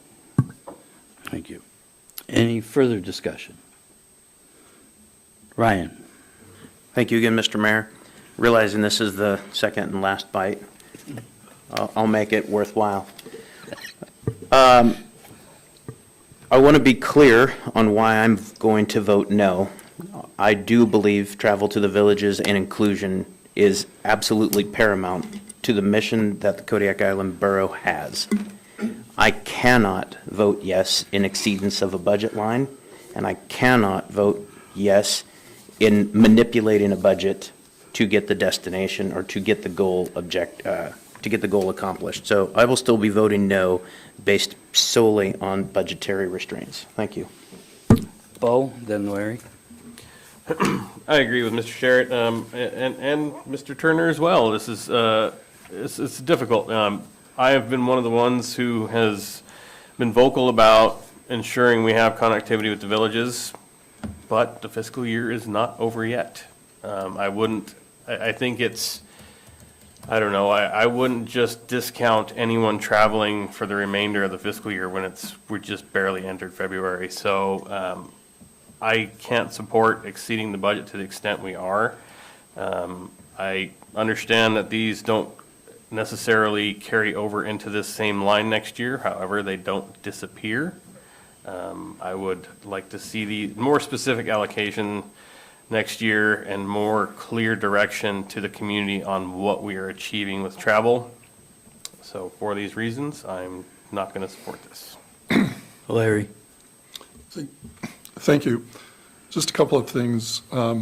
We put together a budget, and I think we have to be careful. I think just because we've budgeted money for something doesn't mean we have to use it. I think times are tough. We heard from a number of community members worried about next year, and any money that we don't spend now may be available next year. So we have to take a close look at it. Also, I believe there are alternative ways to get to the villages if people want to go. The borough has to go out there from time to time for charters. The school district has to charter. So by approving this, we're authorizing money that we could save and still accomplish the goal. So I'm going to vote no, but it has nothing to do with whether I think it's good for the mayor to go to the villages. I think it's great for him to go to the villages and other assembly members too, and I think that would benefit everybody if we did that. However, to spend money that's budgeted in a different category, to do something that we could do cheaper if we just work with the borough travel and the school district travel, we can save money. On top of that, we might even be able to, at some point in time, have a relationship with CANA when they charter to allow us to come out. It would be their benefit too. So we have other options to do this without spending our own money. If we really want to get to the villages to interact, we have that ability right now. We just have to do it. So with cooperation, and in the future, if we can't figure out a way to cooperate with other agencies in town, we're just going to be spending a lot more money than we need to if we would cooperate and work together. And so I think this is an example of where we can save money. So I'm voting no, but I agree very strongly that it would be important for assembly members, including our mayor, to go to the villages. Thank you. I'll add a few things here. Basically, this is, the reason to bring it forward is to basically let you know that I'm trying to do it. But the issue of going with the school district or someone else is always on the table. My intent is not to just take a seat fare. We'll see if we can work it into something else. But from a budgetary standpoint, I needed to bring it forward this way. So I always do what I can to save on there. If I know somebody that's going down and it doesn't cost us anything, not a problem. And no problem working with the school district or the borough or anyone else out there that might be. Because when you talk to the airlines, there's times when they've got a plane going out empty somewhere, and they're willing to work with us. So anyway, budgeting for this, allowing me to travel, does not mean that the dollars are going to be spent on there. I'll go the least expensive way. So that's the only other thing I wanted to add. So thank you, and roll call vote on the motion, please, as amended. Mr. Whiteside. No. Mr. Ames. Yes. Mr. Griffin. Yes. Mr. Ledoux. No. Mr. Sherritt. No. Mr. Smiley. Yes. Mr. Turner. Yes. Would anyone like to change their vote? Motion passes with 4 yes, 3 noes. Thank you. Okay. Next item is citizens' comments. This is basically, local phone number is 907-486-3231. The toll-free number is 855-492-9202. And this is last chance for citizens' comments tonight on there. So anybody wishing to speak, come sign in. You don't have to sign in again if you already signed in once on there.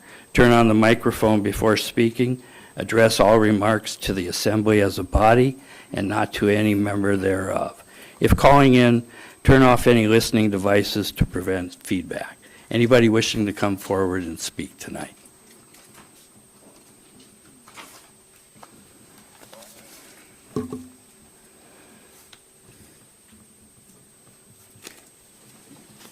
Thank you. Hi, Judith.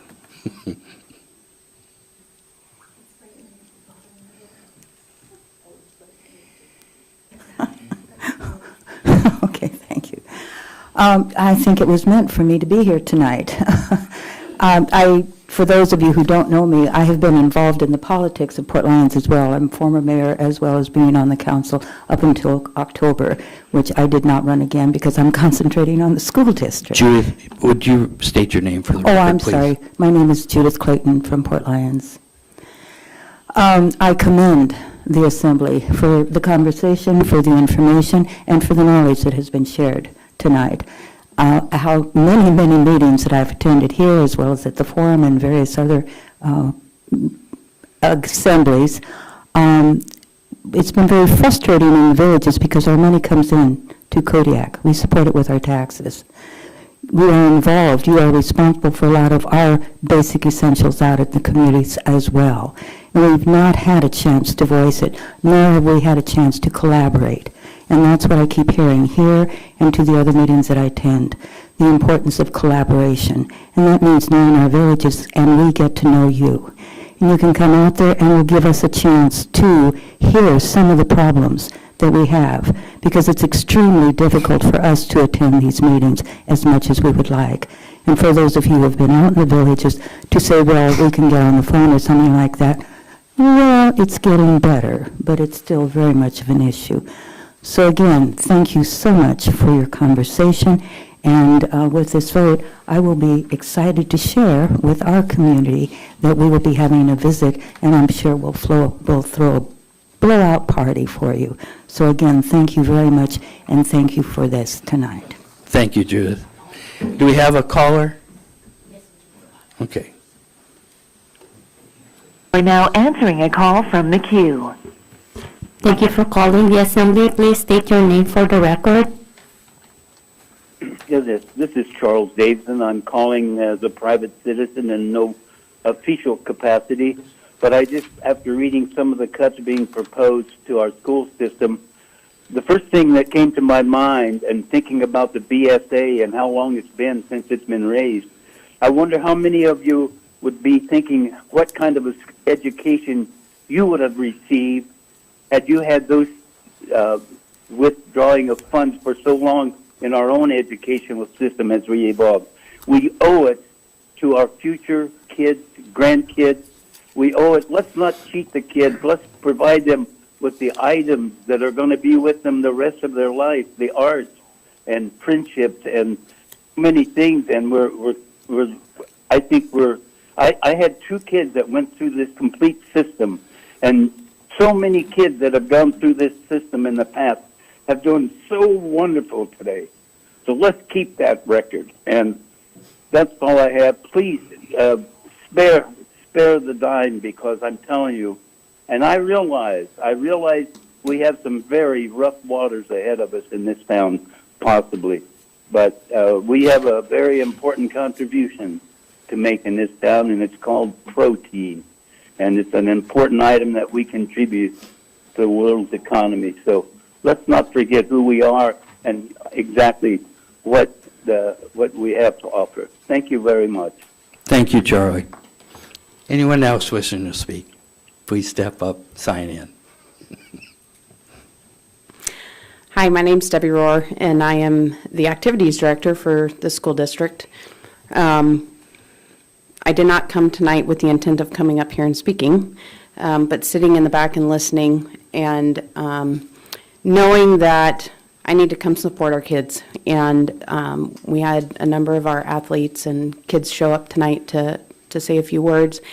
Looking at the assembly and the people in this room, there's at least probably 75% of you that have had your kids go through KIBSD and participate in sports and activities. And, I think I would encourage you to ask your students how much that has impacted them, whether they're young adults now, whether they're older adults now, or in the high school. We talk about the academic side, and in the conversations I've had with the district, it's like, well, we need to look at everything, which I understand because of the budget cuts and all that, and everything that's not on the educational side of things, in my opinion, and I think in the opinion of a lot of others also, would be that athletics and activities very much so ties into the academic side of things for students. I wish there was an easy way of figuring out a percentage of our students that are involved in school because of sports and activities. We weekly are checking kids' eligibility, and when they are involved in a sport or an activity, you see a huge adjustment in their grades and them attending class, being on time because of the coaches and their teachers encouraging that, because they need to be eligible to participate. And so tying in the academic side of things to sports and activities, I think, is very key and very important in our students' lives and for our community. The amount of people that come and support, whether it's football games, basketball games, baseball, whatever, whether it's for music and drama and all those events, our community is well vested in our students in regards to that. And so we need help. And so I'm here asking for help and asking for supports to continue to allow our students to be able to be involved in sports and activity and to travel our state by doing so. So thank you for letting me come and speak. Thank you for listening to our students as they came and spoke and gave their opinions, and appreciate it. I understood you correctly when you said not to single out, but Jared, good luck to the drama crew this weekend. And a few weeks and we'll bring home another state title. So good luck, you guys. Thank you. Thank you. Anyone else wishing to come and speak?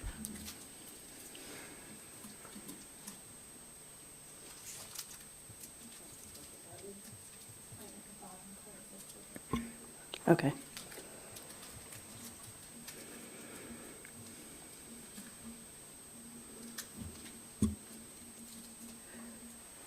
Good evening, everybody. Most of you know me. I'm Julie Coyle. I've been in this district for going on 33 years now. Both of my kids were raised here, went to school here, graduated here. I'm a mom foremost, but both my kids are now 27 and 30 and have moved on. And now I'm a mom to about, 200 kids or so at Peterson Elementary. And I wear a different hat every day. And yesterday, my toolbox was empty. Was empty. It was a tough day. I had many kids closed down, shut down. I don't want to be Mr. Jackson, where I have to explain to these kids that I no longer can bring them to the library to share with our librarian books that they're going to love, that she knows that they love, because those positions might be cut. You know, the cuts are deep. Districts running on bare bones, our most vulnerable are going to suffer with cuts in SPED, ELAP, counseling, and nursing. I'm here to ask, like Deb, for help. We need help. I need help. I need more tools in my toolbox so I don't run on empty yesterday and go home and cry last night like I did. My husband put on fried green tomatoes to try to cheer me up so I could laugh and cry and giggle and laugh, and because it was a very emotional day yesterday. It was very hard. Please help us. Help fund the district. We need our people. We're running on bare bones. I have these little guys. I'm a voice for these guys. And I don't want to be Mr. Jackson and tell them they can't go see people, and we don't, and we're losing people. So please help us, help the district, and help fully fund us so that we can be there for our kids. Thank you. Thank you. Anyone else wishing to come up and speak, please do so at this time. There's another caller? Okay. I'm going to let you sign in there and we'll take the caller. Go ahead. We're now answering a call from the queue. Thank you for calling the assembly. Please state your name for the record. Ashley Davis. Go ahead, Ashley. All right, thank you. Oh, thanks, Assembly. This is Ash Davis. Can you hear me? Yes. All right. I just wanted to take a few minutes to call in and share my perspective as a special education teacher at Maine Elementary. I'll start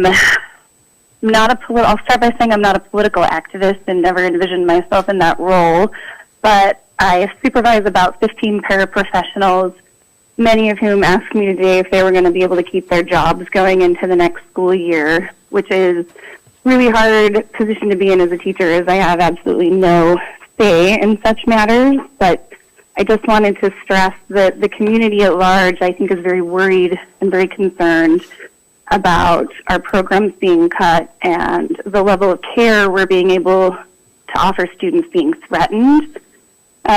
Especially for our special education population that's already very vulnerable and in need of extra support. I've heard that special education's gone onto the cut lists, and I just wanted to say that we're barely making it as it is. So whatever supports that we can get from the borough, from our senators, we're writing in, we're asking for more to be added to the BSA every day.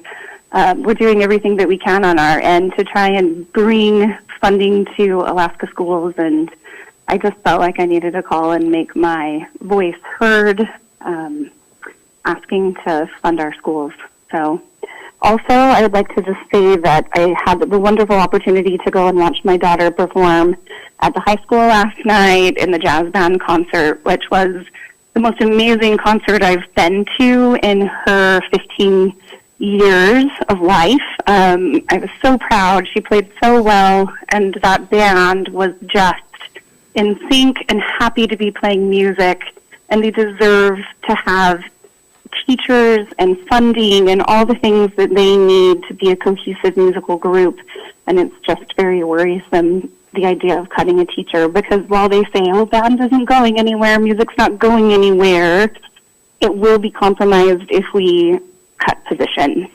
Thank you for your time, and I'll let the next person take over. Ashley, thank you for calling in. Okay, thank you. Go ahead. Hi, I'm Michelle Pennington, and I am a paraeducator at Kodiak High School. I've been there now for 19 years in our special ed department. We are retired Coast Guard. I've had the privilege of only having to have my children in 2 school districts, which was here in Kodiak and in Elizabeth City, North Carolina. I followed my husband around for 30 years, and I was given the choice of where we were to retire. I said Kodiak because of the school district and because of what we do for our kids. And I have to apologize because this is very emotional. I'm president of the union for our classified, it's KISA, Kodiak Island Educational Support Association, and it makes me heart sick to receive messages from our classified employees, very upset and crying, and not know if they are going to have a job next year. Our classified employees, to start with, are the lowest paid, and they do not receive a living wage to start with. Some of our employees are working 2 and 3 jobs to make ends meet. So the fact that this is holding this over their heads of not knowing whether or not should I go and get extra training, what's going to happen, do I have to start now looking and moving and getting another job, what do I need to do? It's tough. Working in special ed, I have to say I was out last week because COVID again, the 4th time. There was kids when I came back to school that the principal said, Michelle, did you just see that particular student? Their face lit up when they saw you back in the building. Another student who I never thought would say this came up, Miss Pennington, I missed you. I'm glad you're back. Please don't leave again. I need help with my work. Our kids need our help. And when we are spread thin like that peanut butter sandwich, which is just going to be bread, no peanut butter, it is very disheartening to hear that money may not be available when our children over here, that's where we should be spending our money. That's what's more important. Each one of you guys and gals and everyone here, we got our education. Think back to if that was you right now and your teacher who you've known for years, who you've built a relationship with. Our football players here are talking about the fact that he was able to get up to graduate because of being in football and what that did for him. Put that on your minds when you put your head on your pillow tonight and think, are you going to do what's right for Kodiak students? Or are you not going to help us? Because we need it, we deserve it, and these kids deserve everything we can give them. Thank you. Thank you, Michelle.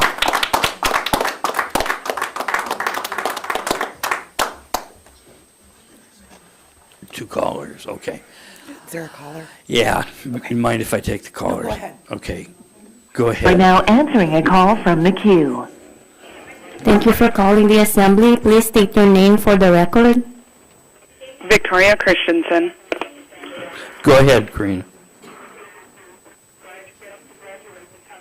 Victoria Christensen? Yes, go ahead.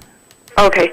Hi, my name is Victoria Christensen, and I am calling to speak for the budget for the school district, as well as many others.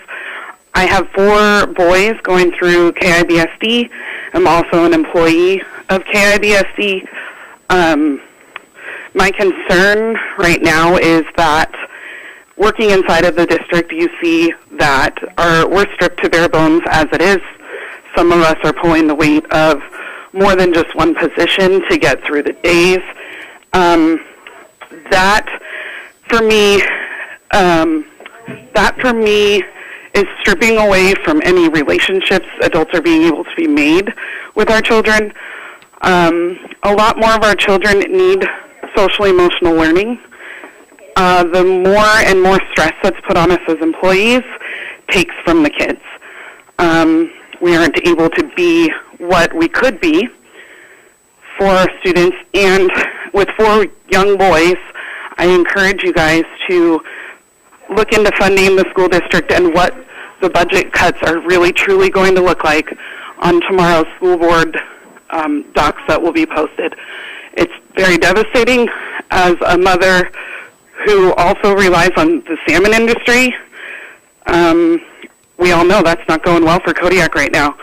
So for me being a mother whose job is on the line, salmon is on the line, it's scary what that's going to do to some of our families here. Is it going to push us out? Are we going to have no choice but to move? So again, thank you for your time, and I encourage you guys to look into funding the school district as much as possible. Thank you.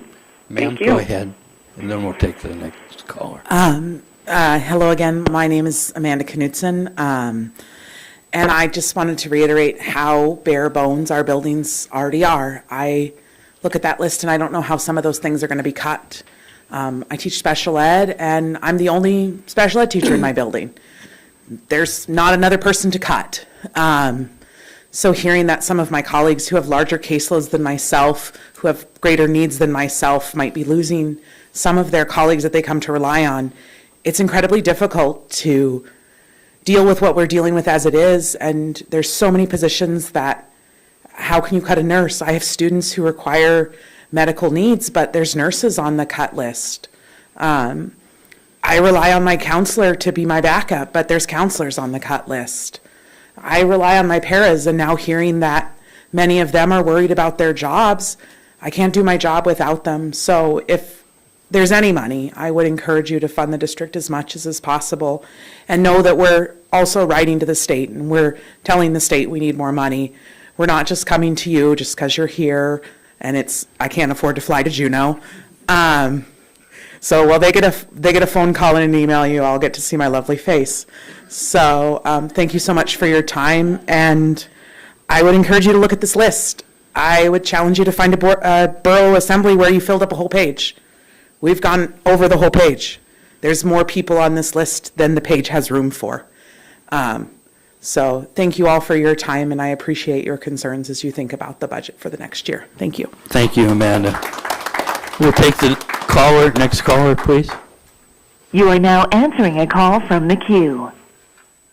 Thank you for calling the assembly. Please state your name for the record. Okay. Hello, my name is Tessa Davis. I'm a freshman at Kodiak High School. I'm calling in to talk about the budget cuts. We need to fund the school district as much as possible. The school board has created this beautiful high school. It's rich with opportunities and extracurriculars. When I moved here from Wyoming, I was in awe at the number of clubs, sports, travel opportunities that I could participate in. It's so important to fund the district as much as possible. Students are very affected by the decisions you make. Right now, crucial positions such as counselors, nurses, music teachers, gifted and talented teachers, sports coaches, and so much more looking to be cut. We need as much support from the borough as possible.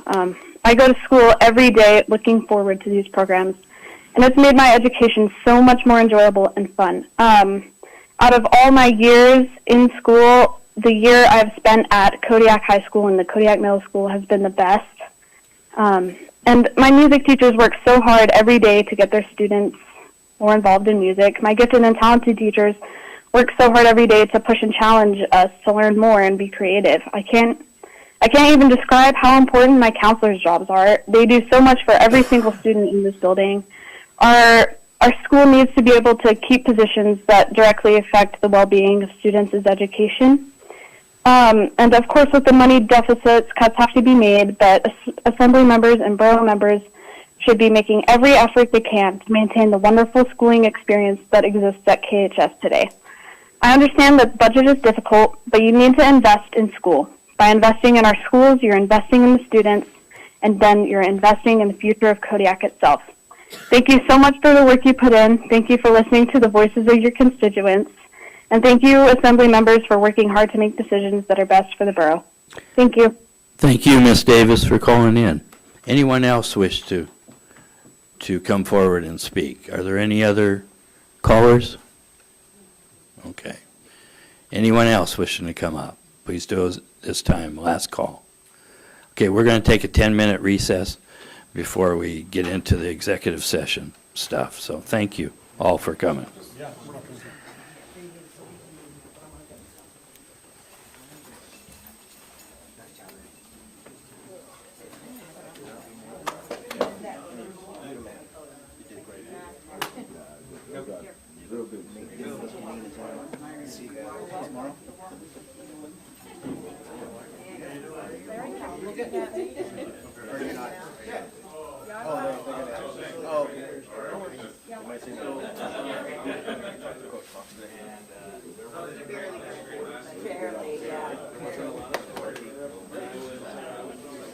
had cyber going, so like, cartel boss. You got the same.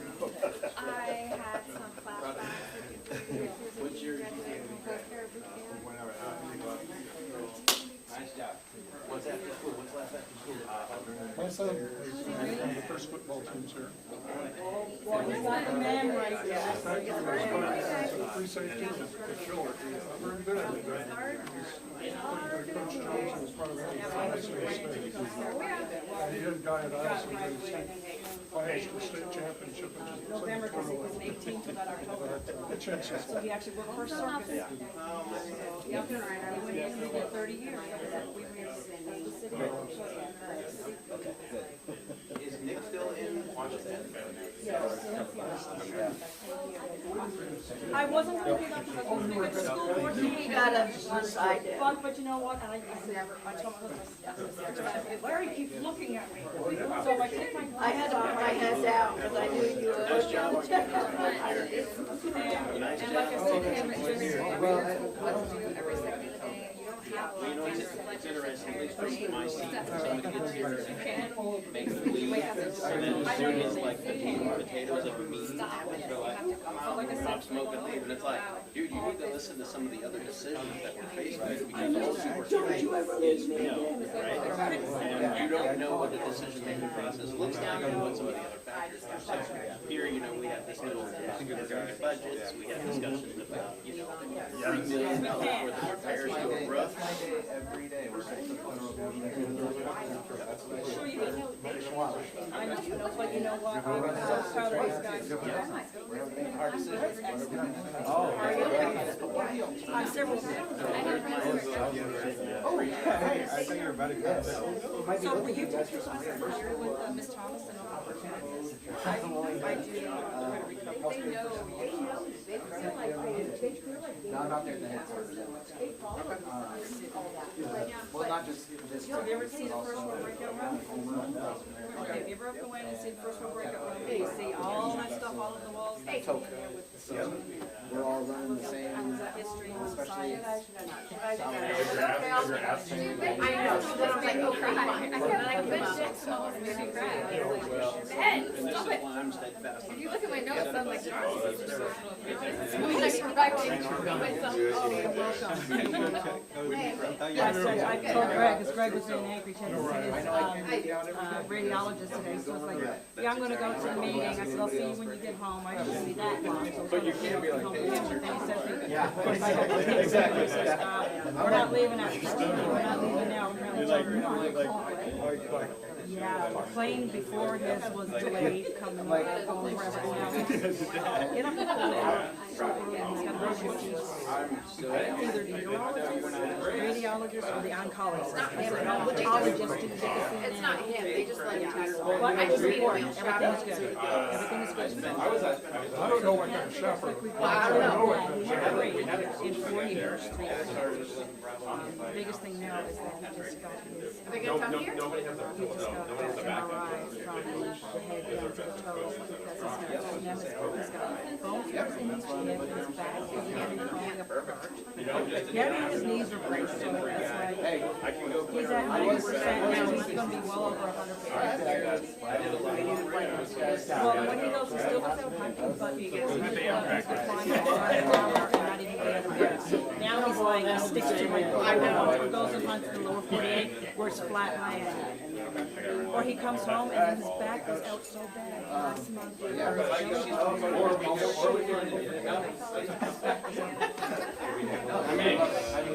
I couldn't handle it because he was home for 3 days, he couldn't leave the house, I was like, oh my God, I can't wait to go back to school. Yeah. Same here. I feel like if it's we can sit on that.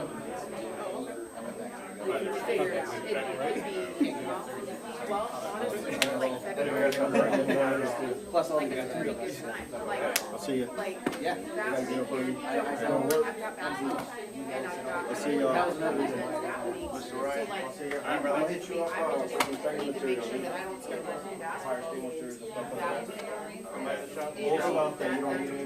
Yeah, I got that. I'm glad you mentioned that. Just go fishing on the autumn. Okay. Okay. Sounds good. Thanks, man. See you. Yeah. Oh, yeah. Proud of you. Proud of you. Proud of you. Proud of you. Go kick some ass. I'll see you later. How come you didn't get up and speak? Oh, yeah, no worries. Yeah, hey. You guys got I'll be there for the Look, my son refuses to take his hat off. He's a sophomore. Well, he's like, where is his little hat? His little poofy hair.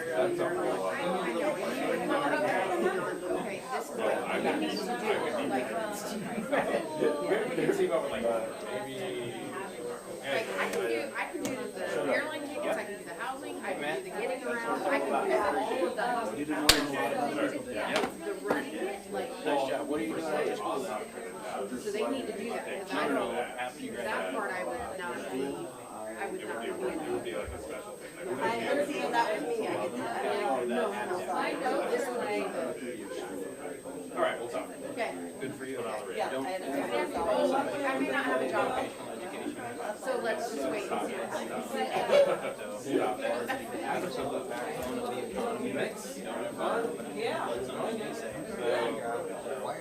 It's good on you. It's a short season for us this year. If you're doing well, short, set your goals high, right? AWS is back in your These kids, you're okay with that. After 2 days, they miss school. because once you do well, there are a lot of people that do well, but you start working on your goals. You start working on your skill that you can take and separate from all the rest of them.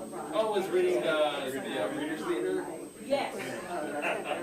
She was in the first grade when I had her walk in for next time. Yeah. Stay with it. And then, sports and background, teaching not like kind of mission accountability, just assembly members. One of us should be. Didn't I appreciate it? Yeah, man.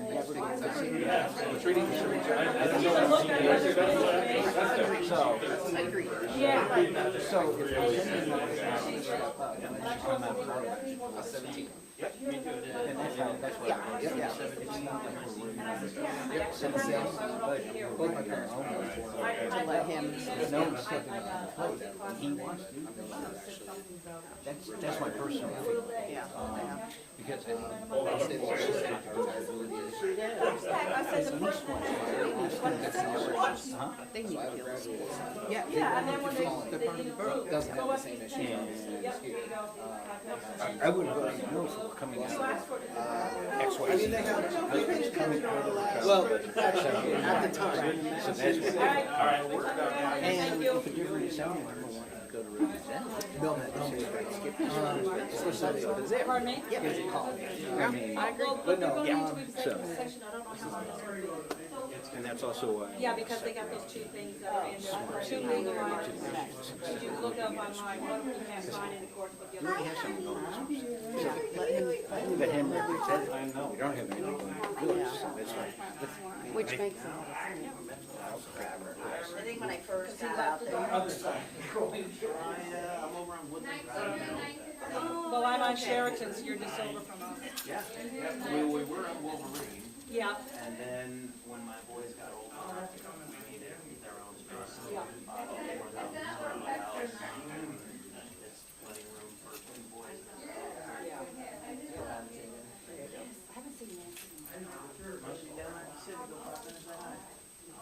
We're just watching. We're literally the boring speaking. Go to work.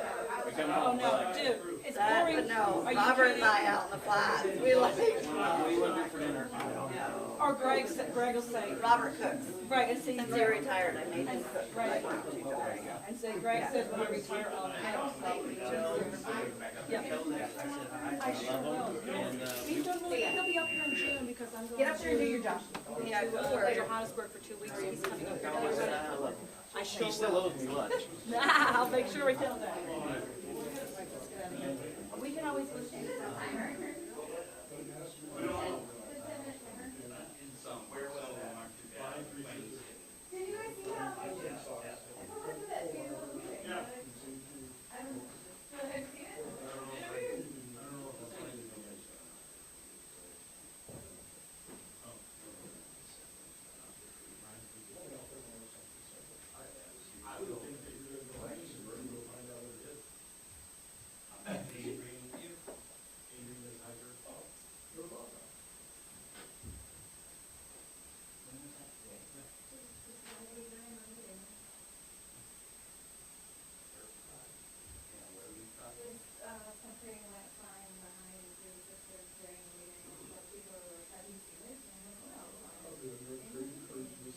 It's aliens. They come here to turn. We're gonna do away with your budget. Okay, we'll reconvene the regular meeting. And next time we have is executive sessions. We have 2 of them. We will be going into one, then come out and go into the second one. So the first one is litigation update regarding Kodiak Area Native Association versus Kodiak Island Borough.